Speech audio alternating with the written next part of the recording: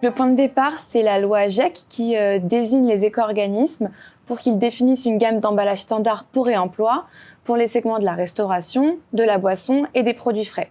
Et en fait, l'avantage des emballages standards, c'est qu'ils permettent d'être interchangeables entre plusieurs marques pour pouvoir optimiser l'impact environnemental et économique pour le réemploi. Mon point de départ, ça a été de rester dans les registres formels des emballages standards à usage unique. Le deuxième point aussi, c'était d'avoir des emballages qui permettent la différenciation, la démarcation, et ensuite de pouvoir avoir un signe distinctif immédiatement reconnaissable et mémorisable pour comprendre qu'il s'agissait d'emballages réemployables. J'ai déjà regardé tout ce qui se faisait depuis de nombreuses années sur le recyclage et je me suis interdit d'utiliser des flèches qui me semblaient extrêmement préemptées par le recyclage, et j'ai essayé de trouver un symbole qui était intuitif.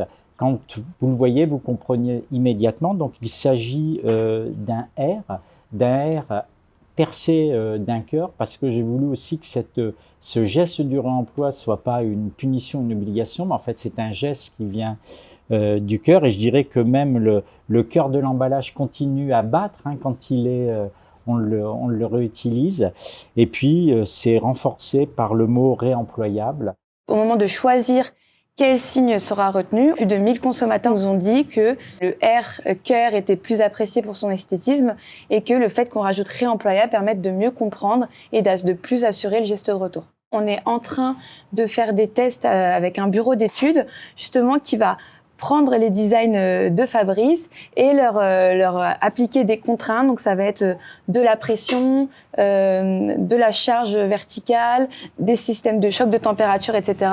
pour pouvoir vraiment affiner le design, que ce soit l'épaisseur, le poids, et être sûr que ces emballages puissent être robustes sur plusieurs boucles.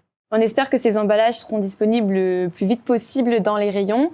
Pour ça, il y a encore quelques étapes. On doit travailler avec les verriers pour les développer, avec les metteurs en marché pour qu'ils l'utilisent, avec les distributeurs pour qu'ils les mettent en rayon, et bien sûr avec le consommateur pour qu'il l'achète et qu'il le réutilise encore et encore.